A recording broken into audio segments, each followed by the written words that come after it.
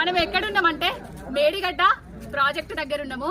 ఇంత పెద్ద ప్రాజెక్టులో 86 పిల్లర్లున్న ప్రాజెక్టులో 20వ నెంబర్ పిల్లర్ మాత్రమే కుంగింది.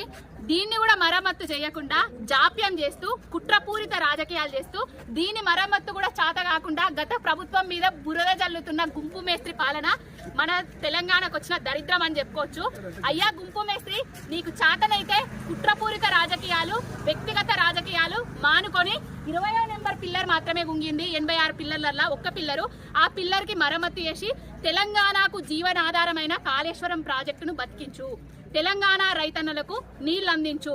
ఎన్నడూ లేని విధంగా 9.5 ఏండ్లల్లా కరువు చూడని నేల మళ్ళా నీ దరిద్రపు కొట్టి పాలన చేయబట్టి కరువు తాండవిస్తుంది. పంట పొలాలు ఎండిపోతున్నాయి, సకాలంలో పంటలకు నీళ్లు అందిస్తలేవు. 20వ నెంబర్ పిల్లరు మరమ్మత్తు చెయ్యి.